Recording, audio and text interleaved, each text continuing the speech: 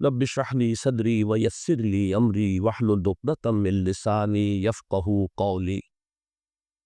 اللهم ربنا الهمنا رشدنا واعذنا من شرور انفسنا. اللهم ارحمنا بالقرآن العظيم. اللهم اجعله لنا اماما ونورا وهدى ورحمة. اللهم ذكرنا منه ما نسينا وعلمنا منه ما جهلنا وارزقنا تلاوته آناء الليل وآناء النهار واجعله لنا حجة يا رب العالمين آمین۔ سورۃ الکہف، بسم اللہ الرحمن الرحیم۔ الحمد للہ الذی انزل علی عبدہ الکتاب ولم یجعل لہ عوجا۔ یہ پوائنٹ میں نوٹ کرا چکا ہوں کہ آخری آیت کیا تھی؟ قل الحمد للہ، کرو الحمد اللہ کے لیے ہے۔ یہ آخری آیت تھی سورہ بنی اسرائیل کی، اور سورہ کہف کی آیت شروع ہو رہی ہے الحمد للہ الذی، گویا کہ اس حکم کی تعمیل جو ہے اس سے آغاز ہو رہا ہے اس سورہ مبارکہ کا۔ اس کو میں نے کہا تھا یہ انٹر لاک ہیں دونوں صورتیں جو ہیں، جیسے آتا ہے تورات میں کہ حضرت یعقوب اپنے بھائی عیسو کی ایڑیاں پکڑے ہوئے تولد ہوئے، یہ جڑواں پیدا ہوئے تھے دو بھائی عیسو اور یعقوب۔ عیسو بڑے تھے، یعنی بڑے اس معنی میں جو بھی ہوتے ہیں جڑواں، ان میں جو پہلے جس کی ولادت ہو جائے وہ بڑا ہوتا ہے، چاہے 2 منٹ کا فرق ہو 5 منٹ کا فرق ہو۔ تو اس کی ولادت کے بعد پھر حضرت یعقوب پر عقب کہتے پیچھے کو، پیچھے آنے والا یعقوب، اس لیے ان کا نام پڑ گیا ہے کہ یہ پچھلا ہے۔ جو پہلا تھا وہ عیسو تھا، عیسو کے بارے میں کچھ معلوم نہیں، ان کی اولاد وغیرہ کدھر گئی، بہرحال وہ ایک علیحدہ بحث ہے۔ تو اسی طریقے سے یہ سورہ کہف جو ہے گویا کہ سورہ بنی اسرائیل کی ایڑیاں پکڑے ہوئے قرآن مجید میں وارد ہو رہی ہے۔ اس میں آپ دیکھیے الحمدللہ الذی انزل علی عبدہ، وہی اللہ تعالیٰ نے اللہ کے اپنے رسول کی جو نسبت ہے اس کو عبد کے نمایاں کیا ہے، کتاب نازل کی ولم یجعل لہ عوجا، اور اس میں کوئی کجی نہیں رکھی، قیما سیدھی، ٹھیک ٹھیک، روشن، مبین، لینذر بأسا شدیدا۔ اب یہ ہے لفظ جو بہت زیادہ غور کرنے کے قابل ہے۔ اس کتاب کے حضور پر نزول کے مقاصد میں سے ایک یہ بھی ہے خبردار کر دیں ایک بہت بڑی آفت سے۔ ویسے باسن جب واحد آتا ہے تو عام طور پر اس کے معنی جنگ ہوتے ہیں، جب جمع میں آتا ہے تو سختی، مصیبت، بھوک، فاقہ، یہ سارے بأسا۔ آیت البر میں بھی ہم نے پڑھا والصابرین فی البأساء والضراء وحین البأس۔ بأسا جب جمع میں آیا ہے تو فقر و فاقہ، تکلیف، مصیبت، اور حین الباس جنگ کے وقت۔ تو ان دونوں کو ذہن میں رکھیے، بہت بڑی آفت، بہت بڑی آفت، بہت بڑی آفت۔ ایک تو ہے دجالی فتنے کی، دجال المسیح الدجال جو آنے والا ہے، جس کے بارے میں حدیث میں آتا ہے کہ کوئی نبی اور رسول ایسا نہیں گزرا جس نے اپنی قوم کو دجال کے فتنے سے آگاہ نہ کیا، اور پوری انسانی تاریخ میں دجال کے فتنے سے بڑا کوئی فتنہ نہیں، اور وہ ان ہر بندہ مومن کے امتحان کے لیے کڑا ترین جو ہے مرحلہ آ جائے گا، سخت ترین امتحان اس کا لیا جائے گا۔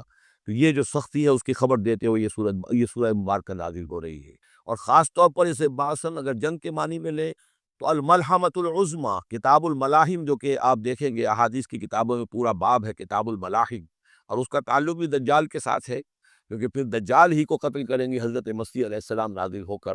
تو یہ سارا مسئلہ جو ہے اس کی خبر دینے کے لیے قیما لینذر بأسا شدیدا من لدنہ، گویا کہ یہ جو احادیث کی کتابوں میں آپ کو حدیث کے ابواب ملتے ہیں، چاہے وہ کتاب الفتن ہو اور چاہے وہ کتاب جو ہے آثار قیامہ ہے، اس طرح کے جتنے بھی ہیں، اور کتاب الملاحم ہے، یہ گویا کہ اس کی شرح ہے لینذر بأسا شدیدا من لدنہ، اور یہ ہوگا بھی خاص اللہ کی طرف سے، یہ آزمائش بھی، یہ دجال کا فتنہ بھی، یہ بہت بڑی جنگ بھی، جس کو آرمگڈون کہتے ہیں، کرسچین جو ٹریڈیشن ہے اس میں اس کے لیے لفظ ہے آرمگڈون، ایک بہت بڑی جنگ ہوگی۔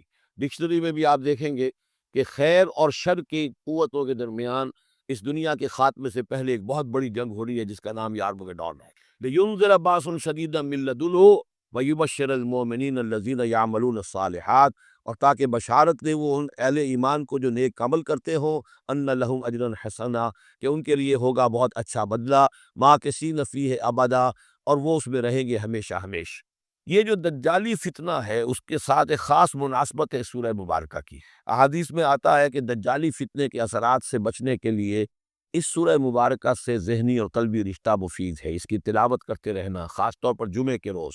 پوری سورہ کہف ورنہ یہ کہ کم سے کم اس کی ابتدائی اور آخری آیات ان کی بڑی اہمیت ہے۔ دجالی فتنہ اصل میں کیا ہے سمجھ لیجئے کہ ایک تو ہے دجالی فتنہ بالعموم، دجل کہتے ہیں فریب کو، جیسے کہ کوئی نبی نہیں ہے، وہ اس نے فریبی لبادہ اوڑھ لیا، نبوت کا دعویٰ کر رہا ہے، وہ دجال ہے۔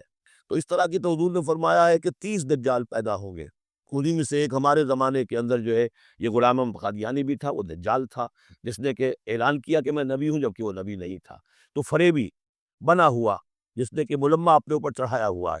اسی طریقے سے دجالی فتنہ یہ جو ہے اس پوری دنیا میں اس وقت جو فتنہ ہے وہ یہ ہے کہ مادہ پرستی کا اتنا غلبہ ہو چکا ہے ذہنوں کے اوپر، افکار کے اوپر، لوگوں کے نظریات کے اوپر، لوگوں کی اخلاق کے اوپر، لوگوں کے اقدار جو ہیں، ویلیوز جو ہے اس کے اوپر، کہ وہ آخرت کو بالکل بھول گئے، اللہ کو بھول گئے، اسباب کے اندر گم ہے، مسبب الاسباب سے ظہور ہو گیا، دنیا ہی دنیا ہے، آخرت کو بھولے ہوئے ہیں، مادہ ہی مادہ ہے، روح سے کوئی سروکار ہی نہیں۔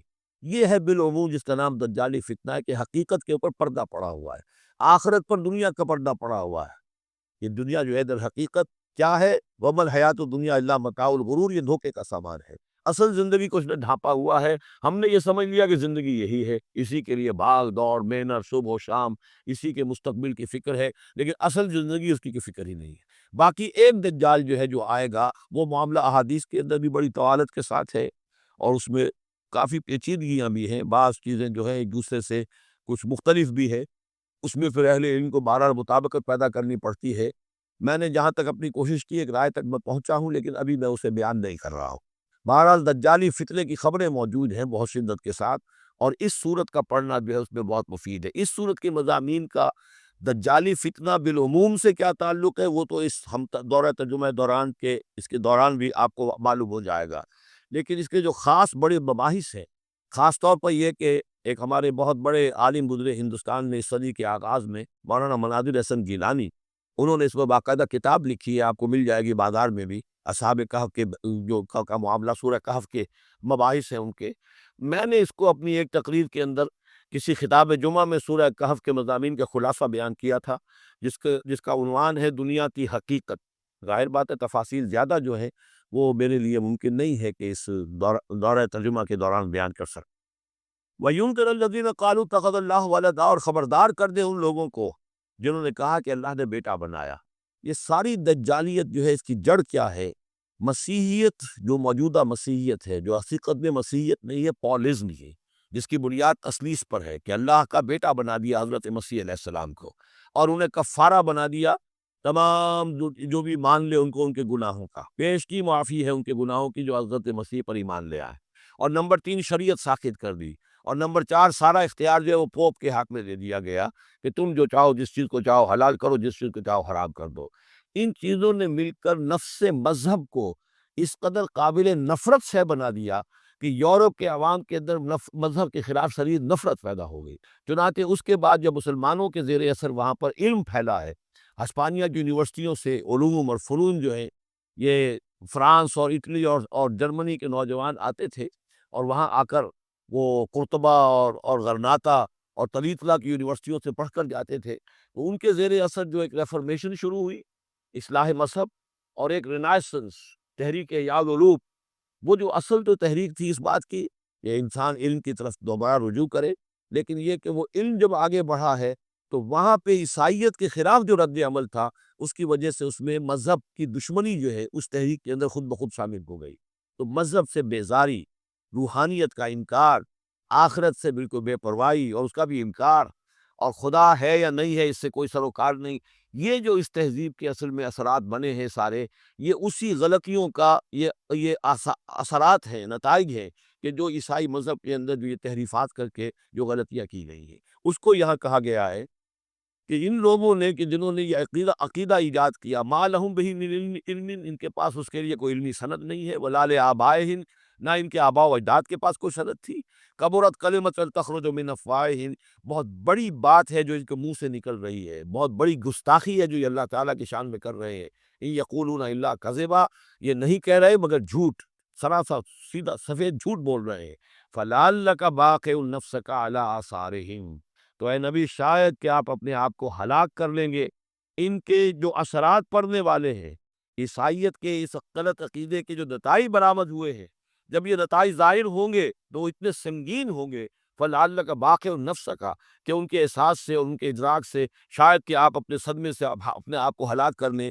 إِن لَمْ يُؤْمِنُوا بِهَذَا الْحَدِيثِ أَسَفًا، اگر یہ لوگ اس حدیث پر، اس قرآن پر، یہ بات جو بتائی جا رہی ہے اس پر ایمان نہ لائے، اس پر ایمان نہ لائے، اپنے اس غلط عقیدے پر قائم رہے، اس غلط مذہب کو انہوں نے برقرار رکھا، تو اس کا جو رد عمل ہوگا نوع انسانی پر، اور اس سے تاریخ انسانی اور انسانی ثقافت جس غلط رخ پر پڑے گی، جو دجالیت کا فتنہ اسے جنم لے گا، ان تمام چیزوں کے اثرات سے شاید آپ کو اتنا صدمہ ہو کہ فَلَعَلَّكَ بَاخِعٌ نَفْسَكَ عَلَىٰ آثَارِهِمْ إِن لَّمْ يُؤْمِنُوا بِهَٰذَا الْحَدِيثِ أَسَفًا إِنَّا جَعَلْنَا مَا عَلَى الْأَرْضِ زِينَةً لَّهَا، ہم نے زمین کے اوپر جو کچھ ہے اسے اس کا گہنا بنا دیا ہے، بناؤ سنگھار بنا دیا ہے، زینت بنا دیا ہے۔ یہ آپ نوٹ کر لیجئے، لفظ زینت اور زمین میں اس کی زیبائش اور آرائش، یہ اس سورہ مبارکہ کا عمود ہے۔ یعنی اس کو اتنا کھبا دیا ہے نگاہوں میں اللہ نے کہ آخرت سے خود بخود انسان غافل ہو جاتا، یہ پردہ پڑ گیا ہے۔ چمک دمک ہے، یہ کاریں ہیں، یہ بلڈنگیں ہیں، یہ کوٹھیاں ہیں، یہ عالیشان عمارتیں ہیں، یہ کیا کچھ اس کی جو یوں سمجھیے پومپ اینڈ شو جو ہے اس وقت دنیا کا، اور ظاہر بات ہے امریکہ میں جا کر دیکھیے تو جو کچھ یہاں دیکھ رہے ہیں اس سے 10 گنا، 100 گنا، 1000 گنا آپ کو نظر آئے گا، عقلیں دنگ ہو جاتی ہیں۔ نتیجہ کیا نکلتا ہے کہ انسان یہ سمجھتا ہے کہ اصل شے یہی مادہ ہی ہے، اصل ہدایت پہ یہی لوگ ہیں، یہی لوگ ہیں صحیح معنی میں کہ جنہوں نے واقعتاً علم حاصل کیا ہے، لہذا ان کی غلط تہذیب، ان کا غلط تمدن، ان کے تمام غلط ثقافت کے معاملات کے بھی ہم اسی طریقے سے پیروی کر رہے ہیں۔ یہ سارا مسئلہ جو ہے وہ اس لیے ہے کہ یہ چمک دمک دنیا کی جو زیبائش اور آرائش اس سے ہم متاثر ہیں۔ انا جعلنا مع الارض زینۃ اللہ، جو کچھ زمین کے اوپر ہے اسے ہم نے اس کے لیے بناؤ سنگھار بنا دیا، لنبلوہم، تاکہ ہم آزمائیں ان کو، ایہم احسن عملا، کون ہے ان میں سے اچھے عمل کرنے والا۔ یعنی اب یوں دیکھیے وہ شعر جو ایک ہے، اگرچہ ذرا تھوڑا سا شان باری تعالیٰ کے اعتبار سے تو شاید اتنا مناسب نہ ہو، لیکن یہ کہ مفہوم کو ادا کرتا ہے کہ رخ روشن کے آگے شمع رکھ کر وہ یہ کہتے ہیں، ادھر آتا ہے دیکھے یا ادھر پروانہ جاتا ہے۔ ایک طرف ذات باری تعالیٰ ہے اور ایک طرف یہ دنیا ہے، اس کی چمک دمک۔ اب یہ پروانہ جو ہے یہ انسان، اس کا امتحان، آیا یہ اللہ اور آخرت کی طرف جا رہا ہے یا دنیا کی طرف اور دنیا کی زیبائش اور آرائش کی طرف جا رہا ہے؟ جو زیبائش اور آرائش کی طرف چلا گیا وہ گیا، وہ تباہ و برباد ہو گیا، فقط خسر خسران مبین۔ اور جس نے اس دنیا کی زیبائش اور آرائش اس سے منہ موڑ کر وہ جو حقیقت، جو اصل حسن ازلی ہے اللہ تعالیٰ کا، اور اس کا جو جلال اور کمال ہے، اور جو آخرت کی نعمتیں ہیں ان کو اختیار کر لیا، وہ کامیاب ہو۔ تو امتحان اتنا ہی ہے کہ رخ روشن کے آگے شمع رکھ کر وہ یہ کہتے ہیں ادھر جاتا ہے دیکھے یا ادھر پروانہ آتا ہے۔ وَإِنَّا لَجَاعِلُونَ مَا عَلَيْهَا صَعِيدًا جُرُزًا، اور یہ کہ جو کچھ بھی اس پر ہے ہم ایک وقت آئے گا کہ اس کو بنا کر رکھ دیں گے جیسے کہ میدان جس میں سے کہ فصل کاٹ دی گئی ہو۔ جب قیامت ہوگی کیا ہوگا یہاں پر اسی زمین کو، نہ یہاں پہ کوئی وہ پہاڑ رہ جائیں گے کوٹ کوٹ کر چپٹی کر دی جائے گی، نہ یہ اب یہ آپ کے پاس جو ہے وہ اسکائی اسکریپرز رہ جائیں گے، نہ یہ اعلیٰ شان عمارتیں ہوں گی، کچھ نہیں ہوگا۔ یہ سب برابر ہوگا جیسے کہ کسی کھیت کے اندر جب فصل کاٹ دی جاتی ہے تو اب وہ پڑا ہوتا ہے ویران۔ وَإِنَّا لَجَاعِلُونَ مَا عَلَيْهَا صَعِيدًا جُرُزًا، ہم اسے کر کے چھوڑیں گے ایسا کھیت کہ جہاں پر چورا پڑا ہوا ہو، صرف بچا کھچا جو ہے وہ اس کا توری کا، اور کچھ نہ ہو۔ ام حسبت ان اصحاب الکہف والرقیم کانوا من آیاتنا عجبا، اب یہاں سے اصحاب کہف کی بات شروع ہو رہی، کیونکہ پوچھوایا تھا یہودیوں نے اصحاب کہف کون تھے۔ کیا تم سمجھتے ہو کہ اصحاب الکہف والرقیم، رقیم جو ہے ان کی تختی تھی ایک جس کے اوپر ان کے حالات لکھ کر، جو ان کے ایک جو کہف تھی ان کی غار جو تھی اس کے اوپر لگا دی گئی تھی، تو انہیں اصحاب الکہف بھی کہتے ہیں، اصحاب الرقیم بھی کہتے ہیں، یہ دونوں انہیں ایک ہی گروہ کے نام ہے۔ کیا وہ تمہارے خیال میں ہماری بڑی عجیب آیات میں سے تھا؟ یعنی واقعتاً بات تو غیر معمولی تھی، لیکن حقیقت میں ہمارے ہاں تو ہماری تخلیق میں، ہماری صنائی میں اس سے ہزاروں گنا زیادہ عجیب باتیں ہوتی ہیں، ہمارے لیے تو کچھ ہے ہی نہیں کسی بھی درجے میں، تم سمجھتے ہو کہ شاید وہ بہت بڑی بات ہے۔ یہ سابق کہف کا جو قصہ ہے، اب میں سمجھتا ہوں کہ پورے وثوق کے ساتھ ہم کہہ سکتے ہیں کہ یہ قصہ کیا تھا۔ دیکھیے جب حضرت مسیح علیہ السلام آئے ہیں تو یہ پورا علاقہ جو ہے فلسطین کا، اور یہاں پہ جو آپ نے تبلیغ کی ہے، تو یہ اس وقت رومن امپائر کا ایک حصہ تھا۔ اگرچہ مقامی طور پر ایک لوکل بادشاہ جو تھا یہودی وہاں پر حکومت کر رہا تھا، لیکن وہ پپٹ تھا، اصل میں تو حکومت جو تھی رومیوں کی، جو رومی تھے بت پرست۔ اور اس کے بعد چونکہ انہوں نے بغاوت کی، حضرت مسیح تو اٹھا لیے گئے، سن 30 عیسوی کے آس پاس یا 33 عیسوی کے آس پاس۔ لیکن اس کے بعد جو ہے ان یہودیوں نے بغاوت کی رومیوں کے خلاف، جس کے نتیجے میں سن 70 عیسوی میں ٹائٹس رومی نے تو ان کی حکومت بھی ختم کی اور بیت المقدس کو برباد کیا، یروشلم کو تباہ کیا، 1,33,000 یہودیوں کو قتل کیا اور ان کو بھیج دیا، نکال دیا وہاں سے باہر۔ اس وقت کا معاملہ یہ ہے کہ اب کوئی اکے دکے جو بھی رہ جاتے تھے یہاں پر، کوئی یہودی یا عیسائی، یہودیوں کو تو نکال دیا، عیسائی رہ گئے، لیکن عیسائیوں پر بھی بہت ظلم ہوتا تھا۔ یہ موحد تھے، حضرت عیسیٰ کے ماننے والے، وہ بت پرست تھے۔ اس زمانے میں کہیں بادشاہ کوئی تھا ڈیسیس یا دقیانوس جس کو کہتے ہیں، اس کے زمانے میں کچھ جو عیسائی تھے حضرت عیسیٰ پر ایمان رکھنے، آج کے عیسائیوں پر قیاس نہ کیجیے، جو نصارہ تھے حضرت عیسیٰ کو ماننے والے جو موحدین تھے، ان میں سے کچھ نوجوانوں کی پیشی ہوئی بادشاہ کے دربار میں۔ انہوں نے کہا کہ تم اپنے نئے دین سے اگر باز نہیں آؤ گے، اتنے دن کی مہلت تمہیں دی جا رہی ہے تو تمہیں سولی چڑھا دیا جائے گا، بس مہلت دی جا رہی ہے، جاؤ غور کر لو، سوچو۔ ان لوگوں نے آ کر سوچا کہ اب نہ تو ہمارے لیے یہ ممکن ہے کہ ہم مقابلہ کر سکیں، چلو کسی غار میں چھپ جاتے ہیں، دیکھیں اللہ تعالیٰ کیا کرتا ہے ہمارے لیے۔ وہ ایک غار میں جا کر چھپتے ہیں، اور غار میں جا کر چھپے ہیں تو اللہ نے انہیں وہاں پر سلا دیا، موت تاری نہیں کہ سلا دیا۔ اللہ کروٹ بھی بدلواتا رہا، ان کے لیے سارا کچھ بندوبست کیا، اللہ کی قدرت میں تھا۔ حضرت عزیر کو 100 برس کے لیے مار دیا تھا، موت کے بعد ان کو دوبارہ زندہ کر دیا۔ لیکن یہ کہ ان کا معاملہ یہ ہے کہ ان کو وہاں پر جو ہے تقریباً 300 برس یہ وہاں پر پڑے رہے اس غار کے اندر۔ غار کی شکل کچھ خاص ایسی تھی کہ ادھر آنا جانا لوگوں کا تھا ہی نہیں، اور یہ ہے جو موجودہ ترکی کے علاقے میں شہر ایفسس ہے، اس کے آس پاس ہیں اس طرح کے غار، جیسے ایجنٹا کے غار ہندوستان کے مشہور ہیں، ایسے ہی وہاں بھی غاروں کا سلسلہ ہے، اور ہیں بھی وہ ایسے کہ ان کے دہانے جو ہے وہ ہیں شمال کی جانب، تو دھوپ ان میں براہ راست نہیں جاتی، صرف یہ کہ ریفلیکٹڈ لائٹ تو آتی ہے، لیکن یہ کہ براہ راست دھوپ نہیں جاتی، تو ایک طرح کا اندھیرا سا اس کے اندر، ٹوائی لائٹ جسے آپ کہہ لیں، وہ رہتا ہے سارا دن۔ وہاں پر یہ 300 برس تک سوتے رہے۔ اس 300 برس کے عرصے میں یہ ہوا کہ رومن امپائر جو ہے اس نے خود عیسائیت اختیار کر لی۔ 300 عیسوی کے اندر کانسٹنٹائن جو تھا ایمپرر، وہ عیسائی ہو گیا، اب پوری امپائر جو عیسائی ہو گئی۔ اب اس کے زمانے میں اس کے بعد تھیوڈوسیس ہے ایک، 446 عیسوی میں یہ تھا، اس کے زمانے میں اللہ تعالیٰ نے ان لوگوں کو جگایا 300 برس کے بعد۔ اب یہ سمجھ رہے ہیں کہ وہی زمانہ ہے، وہی کفار کی حکومت ہے، وہی مشرکین ہے۔ اب انہوں نے ڈرتے ڈرتے اپنے کسی ایک آدمی سے کہا بھائی جاؤ یہ لے کے سکہ لے کر جاؤ چاندی کا، اور کچھ نہ کچھ کھانے پینے کے لیے لے کر آؤ، دیکھنا لیکن اس طرح ہو کہ ہمارا پتہ نہ چل جائے کہ ہم یہاں چھپے ہوئے ہیں۔ وہاں جو گئے انہوں نے وہ سکہ جو پیش کیا اور کہا یہ سکہ تمہارے پاس کہاں سے آیا؟ یہ تو بہت پرانا سکہ ہے، تو 400 سال پرانا، 300 سال پرانا سکہ کہاں سے لے آئے تمہیں کوئی خزانہ ملا؟ بہرحال اس حوالے سے اب وہ جو ہے وہ پکڑے گئے، ان کی حالت جو ہے وہ جو بات سامنے آ گئی۔ لیکن جب بات سامنے آ گئی تو اب ان کا بہت وہ عزت کی گئی، اس لیے کہ اب تو جو ان کا مذہب تھا در حقیقت پوری مملکت کا مذہب وہی ہو چکا تھا، تو صورتحال تو تبدیل ہو چکی ہے۔ پھر یہ کہ اس کے بعد تفصیل معلوم نہیں ہے کہ غالباً وہ جا کر اپنی اسی غار میں وہ سو گئے ہیں، یا دوبارہ اللہ نے ان پر وہیں پر موت طاری کر دی ہے، اس کا دروازہ بند کر کے، اور اس پر ایک تختی لگا دی گئی ہے۔ یہ اصحاب کہف ہے۔ گبن کی جو ہے decline and fall of Roman Empire, اس میں بھی یہ 7 سلیپرز، 7 سونے والے، ان کی کہانی موجود ہے۔ یہ چیز جو ہے گویا کہ رومن لٹریچر کے اندر موجود تھی، اس کا جو ذکر موجود تھا، اور قرآن مجید میں یہ امتحاناً سوال کیا گیا حضور سے، تو اس کا جواب دیا گیا۔ تو یہ 300 برس تک کچھ لوگوں کو سلا دینا، یہ اللہ تعالیٰ کے نزدیک تو کوئی بڑی بات نہیں ہے، تمہارے نزدیک ام حسبت ان اصحاب الکہف والرقیم کانوا من آیاتنا عجبا اذ ابى الفتية الى الکہف، جبکہ وہ نوجوان آئے اپنے اس غار میں، فقالوا، اور انہوں نے کہا ربنا آتنا من لدنک رحمتا، پروردگار اب خاص اپنے خزانہ فضل سے ہمارے لیے رحمت کا بندوبست فرما، وہیئ لنا من امرنا رشدا، اور ہمارے لیے ہمارے معاملے کے اندر جو ہے وہ کوئی عافیت کا بندوبست فرما۔ فضربنا علی آذانہم، تو ہم نے تھپکی دے دی ان کے کانوں پر، فی الکہف سنین عددا، اسی وہ غار کے اندر جو ہے وہ سوتے رہے کئی سال۔ ابھی یہاں اس بات کو نہیں چھیڑا کتنے سال، سنین عددا، متعدد سال وہ سوتے رہے۔ ثم بعثناہم، پھر ہم نے انہیں اٹھایا، لنعلم ای الحزبین احصیٰ لما لبثوا امدا، تاکہ ہم دیکھیں کہ دو گروہوں میں سے کس کو صحیح معلوم ہے کہ کتنے عرصے وہ وہاں رہے تھے۔ اس کا ذکر آگے آ جائے گا، دو گروہوں سے مراد کیا ہے۔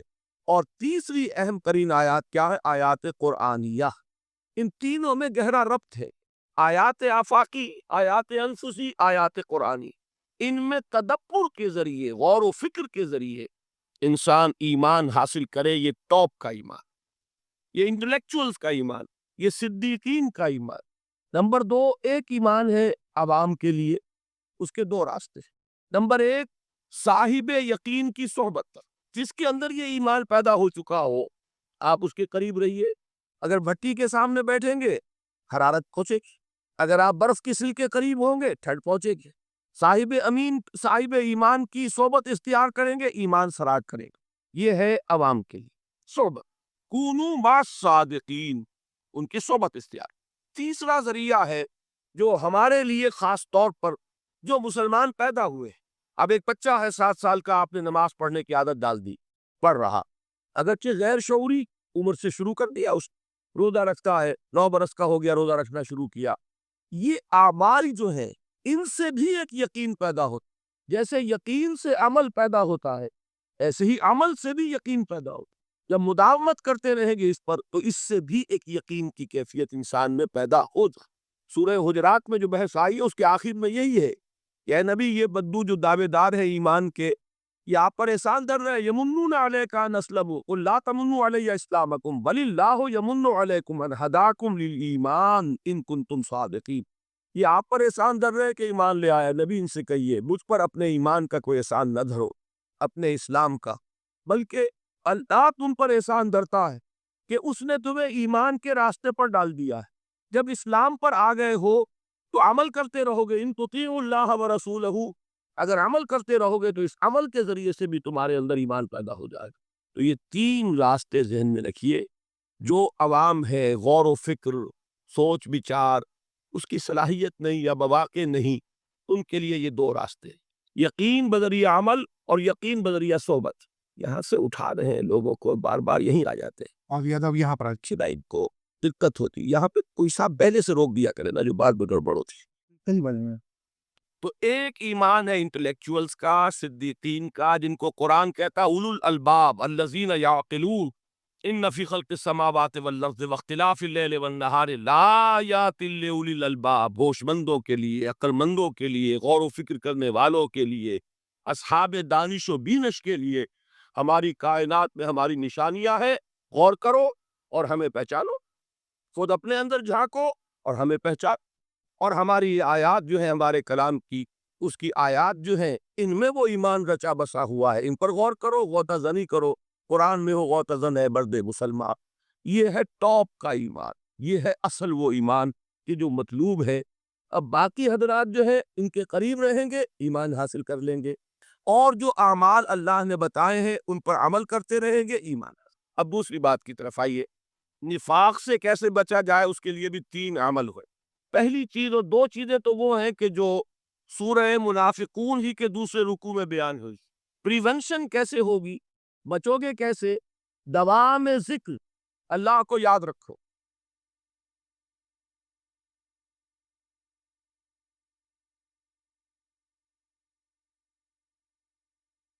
یا ایھا الذین آمنوا لا تلہکم اموالکم ولا اولادکم عن ذکر اللہ ومن یفعل ذلک فاولئک هم الخاسرون۔ دل کو غفلت میں مت آنے دو، دل غافل ہوگا شیطان کا ڈیرا بن جائے گا۔ وہ دوام ذکر میں، البتہ یہ ذہن میں رکھیے کہ دوام ذکر کا ذریعہ کیا ہے، اس میں مغالتے ہیں لوگوں کو۔ جو سب سے بڑا ذکر ہے اس کو بھولے ہوئے ہیں، اور جو تیسرے چوتھے نمبر کا ذکر ہے اس کو سمجھ بیٹھے ہیں کہ بس یہی ذکر ہے۔ سب سے بڑا ذکر، مجسم ذکر قرآن میں، الذکر انا نحن نزلنا الذکر وانا له لحافظون۔ وہ الذکر کون سا ہے؟ قرآن۔ اسی کو فرمایا، میں نے وہ آیت سنائی تھی کہ لوگ تنزیہ کہتے تھے، یا ایھا الذی نزل علیہ الذکر انک لمجنون، حضور سے مخاطب ہو کہتے ہیں فلاں جس کے اوپر کے اس کے خیال کے مطابق ذکر نازل ہوا ہے، ہم تو تمہیں پاگل سمجھتے ہیں۔ وہاں بھی لفظ کیا ہے؟ الذکر۔ تو معلوم کیا ہوا؟ انا انزلنا الیک الذکر لتبین للناس ما نزل الیہم، یہ الذکر ہے۔ تو اس سے بڑا ذکر کوئی نہیں۔ تلاوت قرآن، تدبر قرآن، غور و فکر قرآن کا، قرآن کو یاد کرنا۔ اس پر میرا کتاب چاہے مسلمانوں پر قرآن مجید کے حقوق، اب تو یہاں شاید کوئی کتاب موجود نہیں رہی ہے، اور اگر آپ کو ضرورت ہوتی ہے پاکستان سے منگا لیتے ہیں ہر شے، پڑھیے، انشاءاللہ آ جائے گی چیز۔ نمبر 2 ذکر کیا ہے؟ اقیم الصلاۃ لذکری، نماز کو قائم کرو میری یاد کے لیے۔ یہ ذریعہ ذکر میں وہ تو ہے ہی مجسم ذکر، اور یہ ذریعہ ذکر میں سب سے اہم ہے. یہ عملی ذکر بھی ہو رہا ہے اور قولی بھی ہو رہا ہے. سورہ فاتحہ پڑھی آپ نے، قرآن شریف کچھ آیات پڑھی، پھر رکوع کیا. یہ رکوع جو ہے یہ آپ کا عملی ذکر ہے کہ آپ نے اپنے وجود سے اللہ کی عظمت کو تسلیم کیا. پھر آپ سجدے میں گرے، یہ آپ کا عملی ذکر ہے کہ اپنے وجود سے آپ نے اللہ کی عظمت کو اور تسلیم. تیسری چیز ہے مسنون دعائیں اور مسنون اذکار جو حضور سے ثابت. ہمارے ہاں کیا ہو گیا، مجھے فلاں بزرگ نے یہ چیز بتائی ہے، وہ تو پڑھتے چلے جا رہے ہیں. نہ قرآن سے دلچسپی، نہ اذکار مسنونہ سے دلچسپی، ادعیہ معصورہ. آپ غور کریں گے کہ زندگی کے ہر عمل کے لیے حضور کی دعا موجود ہے. صبح اٹھے دعا ہے، آنکھ کھلتے ہی بیت الخلاء میں داخل ہونے لگے دعا ہے، نکلے دعا ہے، وضو کرنے بیٹھے دعا ہے، فارغ ہوئے دعا ہے، مسجد کے لیے گھر سے نکلے دعا ہے، مسجد میں داخل ہوئے دعا ہے.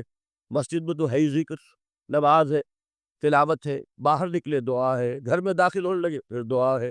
سواری پر سوار ہو رہے ہیں دعا ہے، اتر رہے ہیں دعا ہے، شیشہ دیکھ رہے ہیں دعا ہے، کپڑے پہن رہے ہیں دعا. زندگی کا کوئی عمل نہیں یہاں تک کہ جو تعلق زر و شو ہے، جس کو کہ خالص حیوانی بات سمجھا جائے گا، اس کے لیے بھی دعا ہے. غفلت میں وہ کام بھی نہیں کرتا. سمجھ رہے ہیں؟ اب آپ غور کیجئے، اس میں کوئی اضافی وقت نہیں لگا، کوئی اضافی پوسچر اختیار نہیں کیا آپ نے، یوں بیٹھو، اس طرح بیٹھو، یوں کرو. کوئی آپ کا وقت اضافی نہیں لگا. جو کام کر رہے ہیں اور آپ اللہ کو یاد کر رہے ہیں، اور وہ اللہ کی یاد اس کام کی مناسبت سے ہے. ان ادعیہ معصورہ سے دو تعلق جڑ گئے انسان کے. دعا کس سے کر رہے ہیں؟ اللہ سے. جڑا کہ نہیں؟ اور یہ الفاظ کس کے ہیں؟ محمد رسول اللہ کے. تو آپ کے دو تعلق جڑ گئے. آپ اپنی جی سے گھڑ کر دعا مانگیں گے تو پہلا تعلق ہو جائے گا، دوسرا نہیں ہوگا. بہتر سے بہتر دعا مانگ لے آپ. لیکن حضور سے جو معصور اور مسنون الفاظ جب آپ زبان سے نکالتے ہیں تو آپ کا تعلق اللہ سے بھی ہوا بذریعہ دعا، اور وہ الفاظ کیونکہ حضور کے ہیں صلی اللہ علیہ وسلم تو حضور کے ساتھ ہوا. یہ تیسرا طریقہ. چوتھے درجے میں مانتا ہوں کہ ایک ہوتی ہے خاص کسی شخص کے امراض کی تشخیص کرنے کے بعد تجویز. کوئی اگر طبیب ہے، ماہر طبیب روحانی، وہ آپ کو دیکھے گا تو اندازہ لگائے گا کہ آپ میں کیا کمی ہے، اس کے مطابق آپ کو ذکر بتائے گا. بھئی فلاں آیت کا مراقبہ کیا کرو. کسی میں بزدلی ہوتی ہے، کسی میں مال کی محبت زیادہ ہوتی ہے، کسی میں توکل کی کمی ہے، کسی میں شہرت کی خواہش ہے، نمایاں ہونے کا جذبہ ہے، کسی میں تکبر ہے. سب کا ایک سا برس تو نہیں ہوتا. تو یہ در حقیقت اندھے کی لاٹھی سے نہیں چلنے والی بات. یہ تو ماہر کا کام ہے کہ وہ تجویز کرے کہ تمہارے لیے خاص طور پر ذکر یہ. در حقیقت ہمارے جو یہ سلسلے تھے سلوک کے، بڑے ماہر ہوتے تھے یہ لوگ، بڑے ماہرت ان بات. یہ جو علم نفسیات ہے اس کے ہمارے صوفیاء سے بڑھ کر کبھی کوئی عالم گزرا ہی نہیں دنیا میں. فرائیڈ کیا ہے اور ایڈلر کیا ہے اور یونگ کیا ہے، بچے ہیں. ہمارے صوفیاء کرام نے جس طرح انسان کی نفسیات کو سمجھا اور وہ ان کی مناسبت سے تجویز کرتے تھے. لیکن اس کو رکھا جائے گا چوتھے نمبر پر. جیسے مولانا احمد علی صاحب فرمایا کرتے تھے، بھائی اس آیت کا مراقبہ کیا کرو. مراقبے کیا معنی؟ ابھی لوگوں کو ان الفاظ کو بھی ہم نے خام خواہ کچھ خاص ایک شکل دے دی. مراقبہ کیا؟ توجہ کرنا، دھیان کرنا، خاص اس آیت کے اوپر، اس کے معانی پر اپنے ذہن کو جمانا. وہ کیوں ہے؟ تاکہ آپ کے اندر جو کمی ہے اس کی تلافی اس سے. لیکن یہ کہاں آئے گا؟ چوتھے نمبر. سمجھ گئے؟ تو نفاق سے بچنے کا ذریعہ، پریونشن کیا ہے نفاق سے؟ دوام ذکر. نہ تمہیں تمہاری اولاد، نہ تمہارے اموال، نہ تمہاری تجارت، نہ کاروبار اللہ کے ذکر سے غافل نہ کر سکے. پنجابی میں کہتے ہیں کہ ہتھ کارول اور دل یار. کام کر رہے ہیں آپ، لیکن یہ کہ دل اللہ کے ساتھ لگا ہوا ہے، زبان تر ہے اللہ کی یاد سے. جو قرآن یاد ہے، گاڑی میں آپ بیٹھے جا رہے ہیں، 2 گھنٹے آپ کو کار میں لگانے ہیں، قرآن شریف پڑھتے جائیے. اس سے بڑا ذکر ہی کوئی نہیں. یہ ہے پریونشن. اب اگر مرض ہو جائے تو کیا؟ اس کے لیے 2 چیزیں ضروری ہیں. ایک دیکھیے عجیب ہے، یہ نفاق کا علاج انفاق سے. صرف ایک الف لگانا. انفاق کے معنی اور ہے. یہ بنا ہے کس سے؟ نفقت الدراہم، پیسے ختم ہو گئے، مک گئے. یا نفق الفرس، گھوڑا مر گیا. تو مال کو کھپانا، لگانا اللہ کی راہ میں. اگر دل میں نفاق کی کوئی آلائش آئی ہے تو اس کا ازالہ ہوگا انفاق فی سبیل اللہ سے. مال اللہ کی راہ میں دیجیے، صدقہ کیجیے، خیرات کیجیے، دیجیے، اللہ کے دین میں لگائیے. جتنا لگائیں گے نفاق دھل. اس لیے کہ اصل سبب نفاق کا ہے ہی حب دنیا، دنیا کی محبت، لہذا اس کا ازالہ ہوگا جو سب سے محبوب شے ہے مال، انہ لحب الخیر لشدید، مال محبوب ترین ہے کہ نہیں، لہذا اس کو اللہ کی راہ میں لگائیں گے تو وہ نفاق دھل جائے۔ اور ایک اور چیز ہے جو بہت اہم ہے، بہت ہی شعوری طور پر اس کا اہتمام کیجیے۔ جس وقت دین کے کسی فرض کی انسان کو سمجھ آ جائے، اس کا شعور پیدا ہو جائے، پھر ڈیلے نہ ہو، ذرا سا ڈیلے جو ہے اس پر عمل کرنے میں، یہ در حقیقت نفاق کو جڑ پکڑنے کا موقع دینا ہے۔ امیڈیٹ ایکشن، ایک بات سمجھ میں آ گئی، فوراً عمل۔ اس میں شیطان کیا کرتا ہے، ذرا ٹھہر جاؤ، ابھی دیکھو یہ فرض ہے، یہ ذمہ داریاں ہیں، یہ کرنا ہے، اور پھر لگا دینا اپنے آپ کو۔ بہت سے لوگ کہتے ہیں بس یہ ریٹائرمنٹ کے بعد تو سارا میں دین کے لیے وقت کر دوں گا۔ اول تو خدا کے بندے تمہارے دل رہ کیا جائے گا ریٹائرمنٹ کے بعد، سارا تو کھپ چکو گے، رہ کیا جائے گا۔ دوسرے یہ کہ یہ بھی جان لیجئے کہ کار دنیا کسے تمام نہ کر، ریٹائرمنٹ کے بعد کون فارغ ہو جاتا ہے؟ بیٹوں بیٹیوں سے فارغ ہوئے تو پوتے پوتیاں موجود ہیں، نواسے نواسیاں موجود، کبھی بھی وہ بوجھ ختم نہیں ہوتا زندگی کا۔ وہ تو یہ کہ آج بات سمجھ میں آئی ہے تو آج عمل ہونا چاہیے۔ قرآن مجید میں سورہ انعام میں بڑی شدید وعید آئی ہے، الفاظ ہیں یہ، وَنُقَلِّبُ أَفْئِدَتَهُمْ وَأَبْصَارَهُمْ كَمَا لَمْ يُؤْمِنُوا بِهِ أَوَّلَ مَرَّةٍ۔ انسان پر ایک حقیقت کا انکشاف ہوا کہ یہ بات حق ہے، فوراً تسلیم کرے، کسی مصلحت کی وجہ سے، کسی بزدلی کی وجہ سے، کسی لالچ کی وجہ سے، کسی اپنی سیادت یا قیادت کی وجہ سے، کیسے مان لوں، لوگ کہیں گے کہ یہ نیچے ہو گیا، وہ اونچا ہو گیا جس کی بات اسی وجہ سے رک گئے، تو اللہ تعالیٰ اندر سے وہ جو استعداد ہے حق کو پہچاننے کی وہ سلب کر لیتے۔ وَنُقَلِّبُ أَفْئِدَتَهُمْ وَأَبْصَارَهُمْ، ہم الٹ دیں گے ان کے دلوں کو بھی اور ان کی آنکھوں کو بھی، جو كَمَا لَمْ يُؤْمِنُوا بِهِ أَوَّلَ مَرَّةٍ، اس لیے کہ وہ پہلی مرتبہ جب انکشاف حق ہوا ہے وہ ایمان دلا ہے۔ اس کا میں ایک واقعہ آپ کو سنانا چاہتا ہوں کہ کس طرح صحابہ کرام پر بھی وقتی طور پر یہ واقعہ اگر صحابہ کرام کا نہ ہوتا تو یہ حقائق سمجھ میں نہ آتے۔ غزوہ تبوک کے موقع پر یہ میں جملہ انکمپلیٹ رہ گیا، ضعف ایمان کا حملہ ہو جاتا تھا، نفاق کا نہیں معاذ اللہ، لیکن ضعف ایمانی کی اگلی منزل شروع ہو جاتی ہے نا نفاق، جہاں جھوٹ بولنا شروع کیا نفاق، جھوٹی قسمیں کھانی شروع کی سیکنڈ سٹیج، اور جہاں مومنین صادقین سے بغض اور عداوت پیدا ہو گیا وہ تھرڈ سٹیج۔ تو وہ ضعف ایمان کا کیسے ہوتا ہے یہ حضرت کعب ابن مالک نے بڑی تفصیل سے بیان کیا ہے۔ غزوہ تبوک کے موقع پر جہاں منافقین نے قُلْ إِنِّي أُمِرْتُ أَنْ أَعْبُدَ اللَّهَ مُخْلِصًا لَهُ الدِّينَ، کہہ دیجئے نبی مجھے حکم ہوا ہے کہ میں اللہ کی بندگی کروں، اس کے لیے اپنی اطاعت کو خالص طرف سے۔ یہاں میں چاہتا ہوں تھوڑی سی وضاحت کر دوں، دیکھیے عبادت کے آپ یوں سمجھیے کہ ایک عبادت کا ظاہر ہے اور ایک عبادت کی اصل حقیقت، پھر یہ کہ ایک اس حقیقت میں بھی ایک روح ہے اور ایک اس کا جسد، ایک اس کے رسومات ہے۔ رسم کہتے ہیں کسی سے کی ظاہری شکل، عبادت کی رسم جس کو مراسم عبادت کہتے ہیں۔ یہ مراسم عبودیت کیا ہے؟ جس کی آپ عبادت کرتے ہیں، اس کے سامنے جھکتے ہیں، اس کے سامنے ادب کے ساتھ کھڑے رہتے ہیں، اس کے کچھ حمد کے ترانے گاتے ہیں، اس کے سامنے سجدہ کرتے ہیں، ان کو ہم کہیں گے مراسم عبودیت۔ رسم کہتے ہیں کسی چیز کی ظاہری شکل پر، یہ حروف ہے، اور یہ رسم جو ہے رسم الخط، اسی طرح یہ قرآن اور یہ اس کا رسم عثمانی ہے، اس کا لکھا ہوا جانا جیسے کہ یہ رسم اللہ ہے۔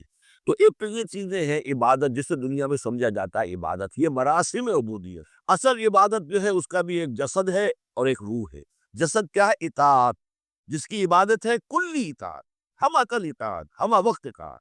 غلامی، عبد کے معنی ہے غلام، چنانچہ دو دفعہ ہم پڑھ چکے ہیں کہ فرعون نے کہا تھا بنی اسرائیل کے بارے میں قومہما لنا عابدون، یہ جو ہارون اور موسیٰ کی قوم ہے وہ تو ہماری غلام قوم، اور ظاہر بات ہے وہ پرستش نہیں کرتے تھے، وہ قبطیوں کو پوجتے نہیں تھے، وہ ان کی نماز نہیں پڑھتے تھے، وہ ان کو سجدہ نہیں کرتے تھے معاذ اللہ، لیکن غلامی جو ہے اصل شے، اطاعت یہ تو اصل جسم ہے، اصل عبادت کا جو ہے جسم جسد جو ہے وہ ہے اطاعت۔ لیکن جو چیز اس اطاعت کو غلامی سے آگے بڑھ کر عبادت بنا دیتی ہے وہ اس کی روح ہے، روح محبت۔ جس ہستی کی اطاعت محبت کے ساتھ کی جائے گی وہ عبادت، ایک جبرن اطاعت کی جا رہی ہے۔ اب جیسے کہ انگریز کی ہم اطاعت کرنے پر مجبور تھے، ہم اطاعت کر رہے تھے، عبادت نہیں کر رہے تھے، لیکن اطاعت کر رہے تھے، لیکن کسی کی محبت کے جذبے سے سرشار ہو کر اطاعت کی جائے گی تو وہ عبادت بنے۔ تو اللہ کی عبادت کے لیے جو بھی ڈیفینیشن اس کی امام ابن تیمیہ اور حافظ ابن قیم استاد اور شاگرد دونوں کی ہے وہ یہ ہے کہ اس کے دو اجزاء ہیں۔ العبادت و تجمع اصلین، غایت الحب مع غایت الذل والخضوع، کہ دو چیزوں کو جمع کرنے سے اللہ کی عبادت جو ہے وجود میں آتی ہے، حد درجے کی محبت اللہ کے ساتھ، اور حد درجے میں اللہ کے سامنے اپنے آپ کو بچھا دینا، مطیع اور منقاد ہونا۔ اچھا یہ تو ہے اصل عبادت، لیکن اس کے لیے جو رسم ہے وہ کیا ہے؟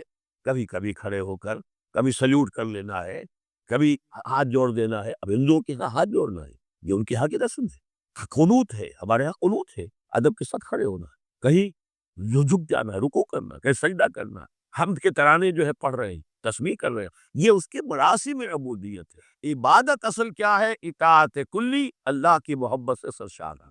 تو اس صورت کا جو عمود ہے وہ یہ ہے کہ اللہ کی عبادت کرو، اس کے لیے اپنی اطاعت کو خالص کرو۔ اطاعت میں آپ نے کسی اور کو شامل کر دیا انڈیپینڈنٹ آف ہم، اللہ کی اطاعت سے آزاد مستقل بذات اطاعت، یہ شرک ہے، اور وہ اطاعت اللہ کو قبول نہیں۔ وہ منہ پر دے مارے گا، یہ مجھے 25% اطاعت نہیں چاہیے آپ کی، آپ لیجیے اپنے سر پاس رکھیے، مجھے تو چاہیے 100%۔ ادخلوا فی السلم کافہ، اور ہم سمجھتے ہیں کہ ہم 5-10% بھی ٹرخا لیں گے اللہ تعالیٰ کو تب بھی ہمیں جنت کو دے ہی دے گا۔ یہی ہے اصل میں ہمارا جو اگر تو دنیا کی زندگی میں گم ہو گئے، جیسے کہ اقبال نے کہا ہے کہ کافر کی یہ پہچان کے آفاق میں گم ہے، اور مومن کی یہ پہچان کہ گم اس میں ہے آفاق۔ دنیا میں رہو، طالب دنیا نہ بنو، طالب عقبہ، طالب آخرہ۔ دنیا میں رہو، برتو استعمال کرو، تمہارے لیے پیدا کیا گیا بھائی، برتو متاع ہے، برتنے کی شے ہے۔ ہاں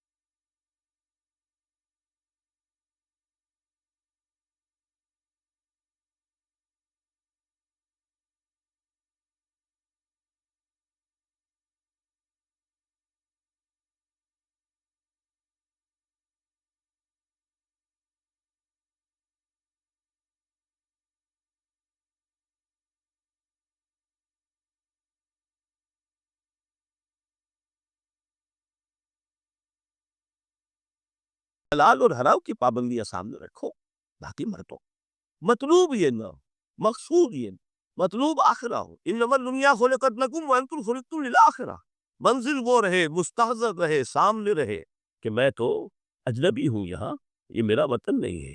الدنیا سجن المؤمن و جنت الکافر، جیسے کسی پرندے کو کسی پنجرے میں بند کر دیا گیا ہو، اس طرح ہمیں اس دنیا میں بھیج دیا گیا، اللہ کی مرضی ہے، اس نے بھیجا ہے۔ جب تک وہ چاہتا اب رہے کہ یہاں، لیکن ہمارا دل یہاں نہیں لگے گا۔ بازار سے گزرا ہوں، خریدار نہیں ہوں، طالب دنیا، تب تو یہ کوئی دھوکے کا سودا نہیں، وطن نہیں، بالکل نہیں۔ حضور نے خود فرمایا مجھے تمہاری دنیا میں سے فلاں فلاں چیزیں بہت پسند ہیں۔ کس قدر ریئلسٹک ہے یہ۔ آپ نے عورتوں کے بارے میں فرمایا مجھے اس دنیا سے پسند ہے عورت، کوئی تسلو اور کوئی بھی تکلف اور کوئی خلاف فطرت بات نہیں کی محمد رسول اللہ صلی اللہ علیہ وسلم۔ آنکھوں کی جنت میری نماز میں ہے، مجھے خوشبو پسند ہے، عورت کی طرف بھی آپ رجحان تھا۔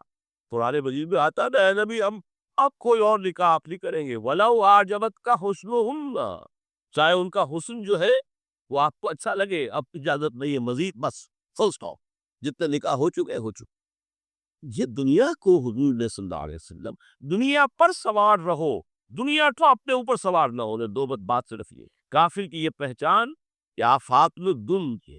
اسی لیے سورہ کہف کا ایک مرکزی مضمون ہے، پہلے رکوع میں بات آتی ہے اِنَّا جَعَلْنَا مَا عَلَى الْأَرْضِ زِینَةً لَہَا لِنَبْلُوَهُمْ أَيُّهُمْ أَحْسَنُ عَمَلًا۔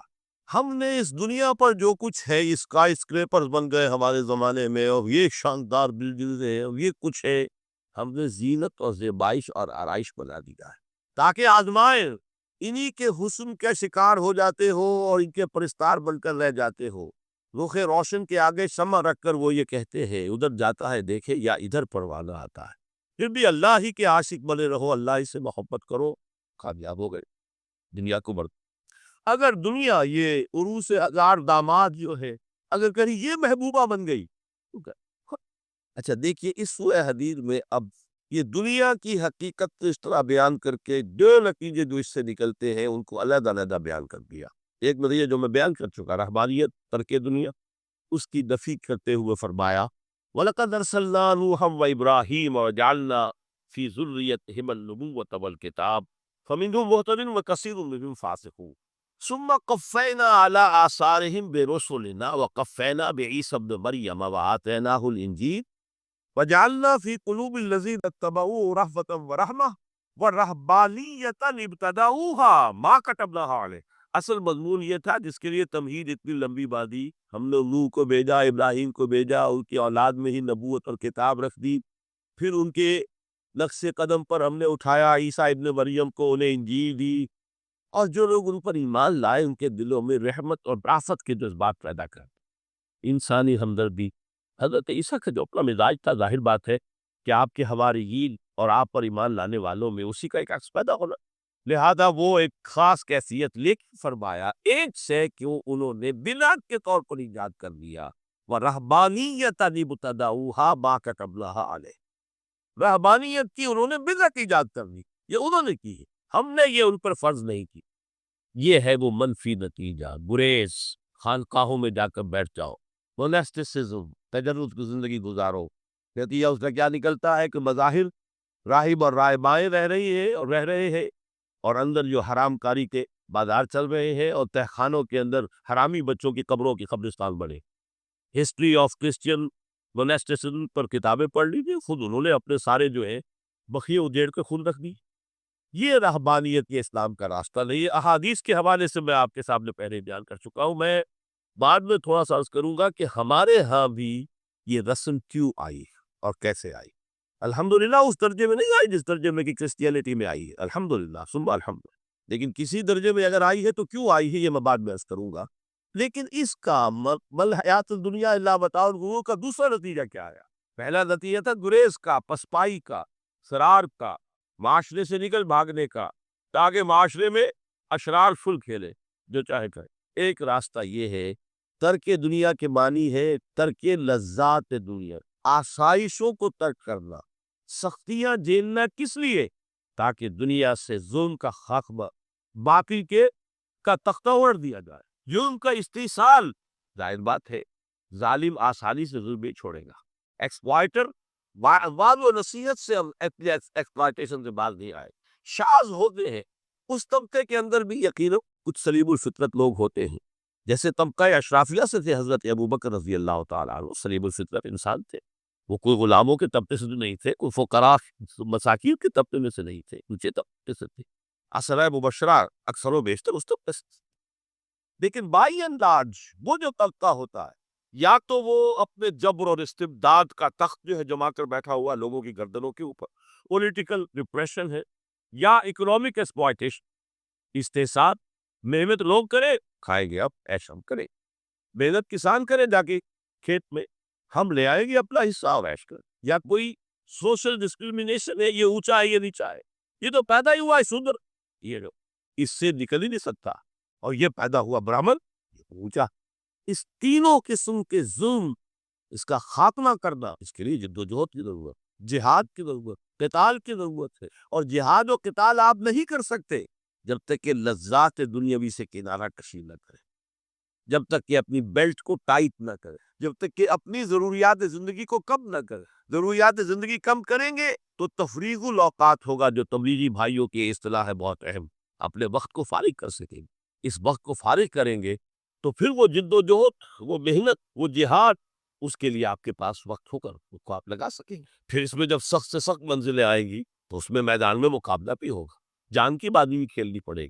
اس میں قید و بند کا وقت بھی آ سکتا ہے۔ 3 برس تک اگر محمد عربی صلی اللہ علیہ وسلم پورے خاندان بنی ہاشم کے ساتھ بدترین اسیری سمجھ لیجئے شیب بنی ہاشم میں جو رہے، یہاں تو اسیروں کو آپ راشن تو دیتے، کھانا تو دیتے، وہاں تو اصل جو ہے وہ تو دونوں طرف سے گھاٹی کا منہ بند کر دیا گیا تھا، سیل تھی کہ کوئی شے جو ہے وہ جانے نہ پائے۔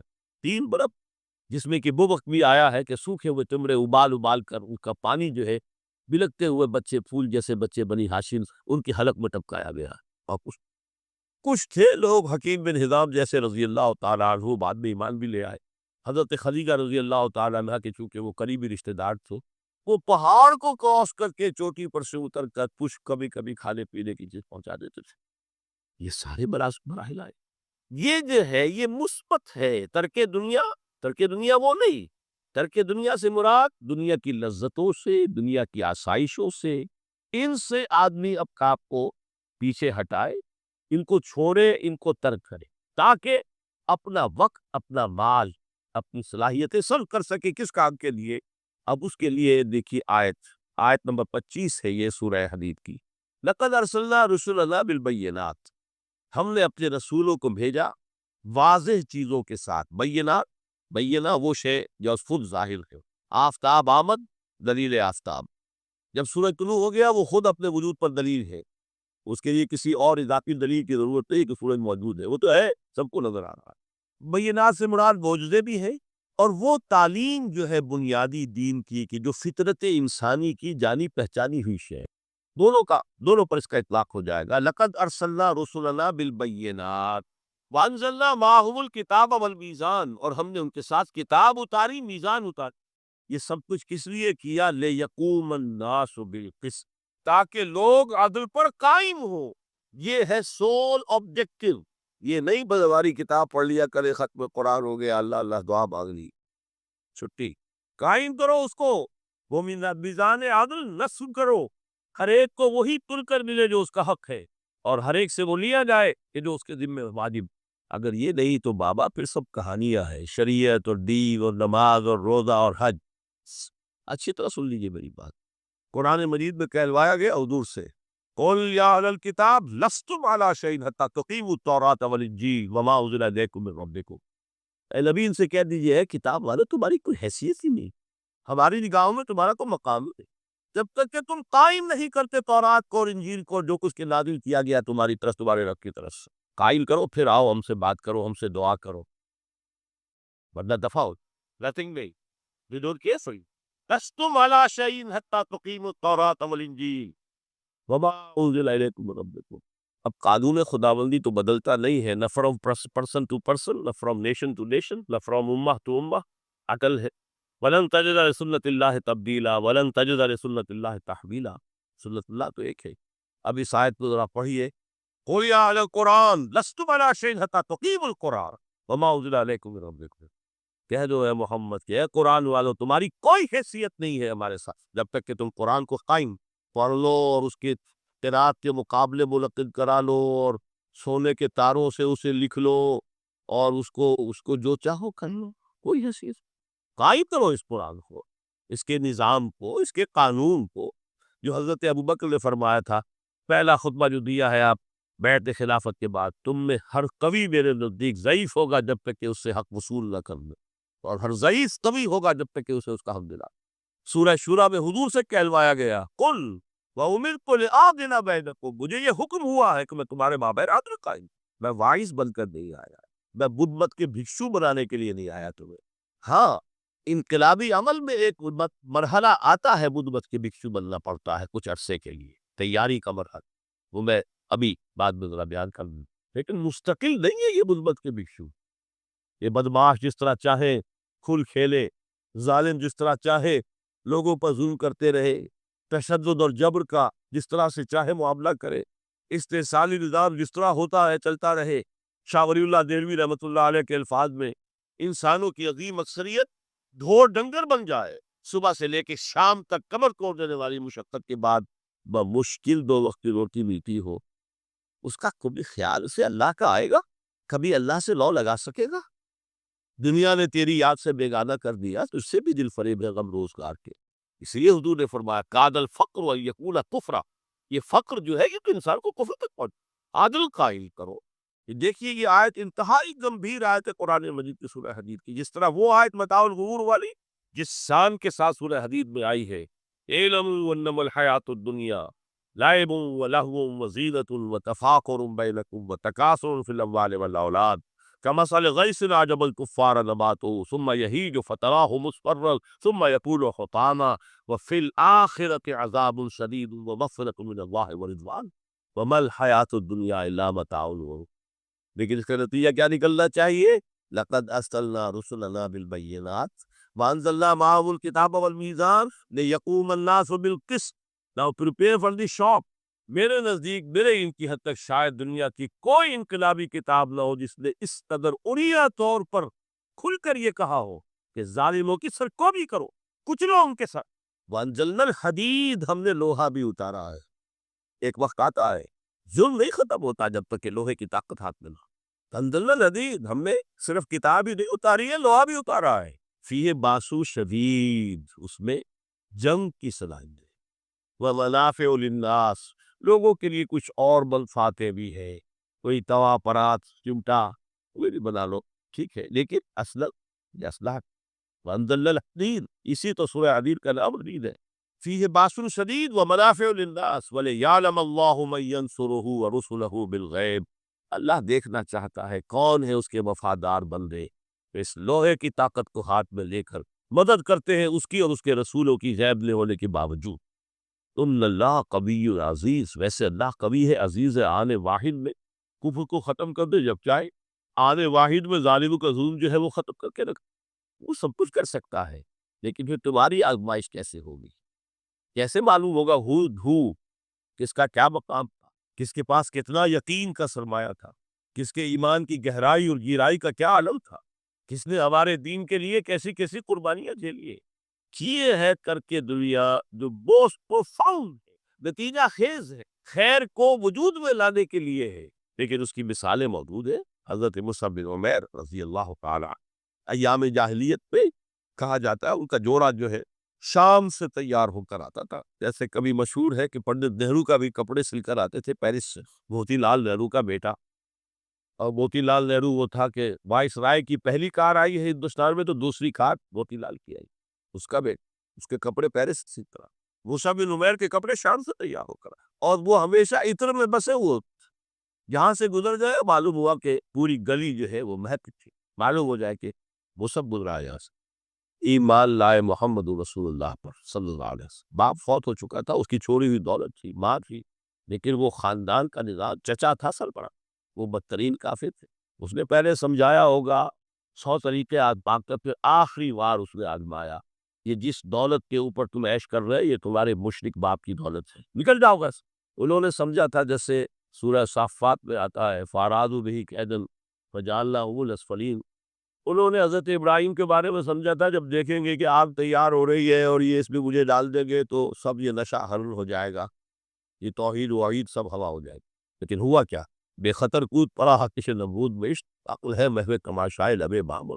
اس نے تو یہ دھمکی دی تھی کہ دل میں تارے نظر آ جائیں گے مصعب کو، ناز و نام میں پلا ہوا انسان، اسے کہہ دیا جا نکل جاؤ گھر سے، اس کا چلنے لگے، اس کا ٹیسٹ جو ہے اور اچھا یہ کپڑے بھی اسی مشرک باپ کے ہیں، اتارو اس کو۔ مادر ذات برہنہ ہو کر گھر سے نکلے، پھر وہی ہے کہ جن کے نام قرائے فال بنا میں من دیوانہ زدن، یہ بیعت عقبہ اولیٰ ہوئی ہے، لوگوں نے کہا کہ ہمیں کوئی مقری دیجئے قرآن پڑھانے والا جو ہمیں قرآن پڑھائے، حضور نے فرمایا جاؤ مصعب۔ وہ مصعب وہاں جا کر مدینے میں المقری بن گئے، جا المقری، وہ آ رہا پڑھانے والا، اور 1 سال کی محنت دعوت اور تبلیغ اور قرآن کے پڑھانے کے نتیجے میں اگلے سال 75 افراد لا کر ہوئے ڈال، یہ مصعب تھے۔ شہادت ہوئی ہے غزوہ بدر میں۔ ایک مرتبہ اس سے پہلے کا واقعہ بھی ہے کہ حضور مسجد میں تشریف فرماتے، سامنے سے حضرت مصعب گزرے، ایک پھٹا ہوا سا کمبل جسم کے گرد بیٹھا ہوا، حضور کی آنکھوں میں آنسو آ گئے۔ آج کجا کعبے کجا، یہ دیوانہ جو ہے اللہ کا اور رسول کا اور دین کا کہاں سے کہاں پہنچ۔ غزوہ احد میں علم ان کے ہاتھ میں، جس ہاتھ میں علم ہے بار پڑا، کٹ گیا، دوسرے سے پکڑا، اس کو بھی کٹ گیا، پھر دونوں بچ گئے تھے حصے ان سے سنبھالا، پھر شہید ہو گئے۔ جسم پر صرف ایک چادر تھی، اوپر سے جسم ننگا، صرف سب کے لیے چادر۔ دفن کرنے لگے تو مسئلہ ہی پیش آ گیا کہ چونکہ شہید تھے تو کفن پہ اس کا اپنا جو بھی لباس پہنا وہ شہادت۔ حضور سے کہا گیا کہ حضور یوسف کی چادر تو اتنی چھوٹی ہے کہ سر ڈھانپتے ہیں تو پیر پھل جاتے ہیں، پیر ڈھانپتے تو سر پھل۔ فرمایا سر کو چادر سے ڈھانپ دو اور پیروں پر اسخن گھاس، یہ آخری لباس